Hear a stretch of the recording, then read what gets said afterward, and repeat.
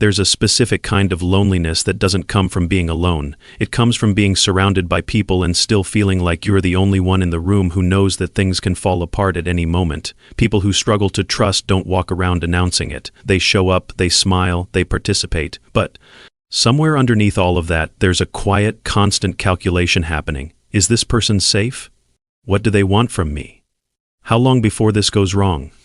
Most people look at someone like that and think they're just guarded. They've been hurt before. But that framing is too simple, and honestly, it does them a disservice. Because what's actually happening in the mind of someone who cannot trust is far more layered than a bad breakup or a friendship that ended badly. It goes much deeper. It usually goes all the way back. The human brain, particularly in early childhood, is essentially running one central program: am I safe, and can I rely on the people around me to keep me safe? John Bowlby, the psychologist who developed attachment theory, spent decades studying this. What he found was that our earliest relationships with caregivers don't just shape how we feel about those specific people. They shape our entire internal working model of the world. They become the template through which we interpret every relationship that comes after. So when a child grows up in an environment where the people who were supposed to protect them were inconsistent, sometimes warm, sometimes cold, sometimes completely absent, sometimes the very source of danger, that child's brain doesn't learn that this particular situation was unpredictable. It learns that people are unpredictable. It learns that closeness is a risk, and that lesson doesn't just disappear when you become an adult. It follows you. It's in your nervous system. It colors how you interpret a text message that takes too long to reply, a friend who seems slightly off today, a partner who is quieter than usual. This is what psychologists sometimes call a hypervigilant attachment style, and it's not a choice, it's an adaptation. The mind that learned early that trust was dangerous became extremely good at scanning for threat, at reading between the lines, at keeping an emotional distance just wide enough to feel somewhat safe. That's not dysfunction. That was survival. The problem is, the environment changed, the danger passed, but the strategy remained. There's a researcher named Bessel van der Kolk who wrote extensively about how trauma doesn't just live in memory, it lives in the body, in the nervous system, in automatic responses that fire before conscious thought even has a chance to weigh in. Someone with deep trust wounds might rationally know that their partner loves them. They might even believe it on a good day, but the moment something ambiguous happens, a slightly sharp tone of voice, a canceled plan, a moment of emotional distance, the nervous system doesn't wait for an explanation. It has already concluded. Here it is, I knew it. This is why telling someone with trust issues to just open up is almost meaninglessly unhelpful. You're asking a system that was designed to protect itself to simply stop protecting. That's not how it works. If you'd like to support this channel and keep content like this coming, consider hitting that like button. It genuinely helps more people find these conversations.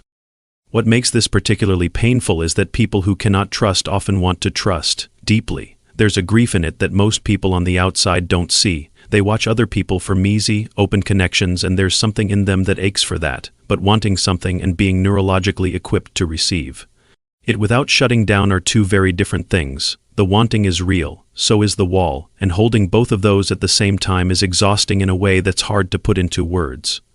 There's also an element here that rarely gets talked about: the role of betrayal specifically, as opposed to just loss or abandonment. Psychologist Jennifer Freyd developed what she called betrayal trauma theory, and what it essentially argues is that when we are betrayed by someone we were dependent on, not just hurt, but deliberately misled or deceived by someone we needed, the psychological impact is categorically different from ordinary pain. The mind sometimes suppresses the full reality of the betrayal in order to maintain the relationship it depended on for survival. But the body keeps the record, and what emerges later is a kind of fundamental uncertainty about human beings, not just the specific person who betrayed you, but the entire category of person.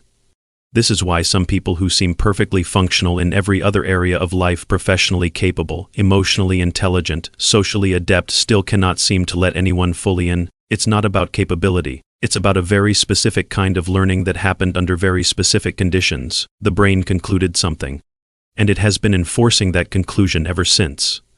There's something important to say here though, and this isn't a feel-good pivot. This is actually the psychology. The same brain that learned distrust can also unlearn it. Not quickly, not through a single transformative conversation, but through what researchers call corrective relational experiences, moments where you allow yourself just a little bit of vulnerability, and the feared outcome doesn't happen, where someone proves, through repeated small acts, that they can be trusted with something small, and then something slightly less small. The nervous system updates slowly, but it does update.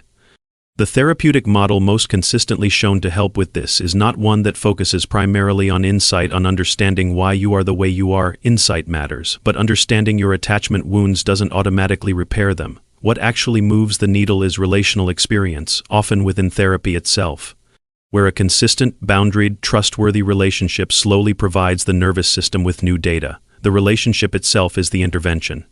If this kind of content resonates with you, subscribing means you'll be here for the next conversation, and there are many more worth having. Outside of formal therapy, what seems to help is this: not forcing trust, but choosing very carefully where to extend it in small doses and paying attention to whether that trust was honored. Not giving blanket openness to everyone in the hope that someone will be worthy of it, but building discernment, learning the difference between walls and boundaries. A wall keeps everything out indiscriminately. A boundary is selective, conscious, and can be moved. People who cannot trust are not broken. They are not fundamentally damaged or beyond connection. They are people whose nervous systems once made a very reasonable decision based on very real evidence. The work isn't to pretend that evidence didn't exist. The work is to stay open to the possibility that new evidence might be different. That's harder than it sounds. Anyone who has ever sat with that kind of wariness in themselves or in someone they love knows that. But it's also not impossible. And sometimes just being seen clearly, having someone say, "I understand why you can't trust, and I'm not asking you to perform openness you don't feel," is itself a small kind of beginning.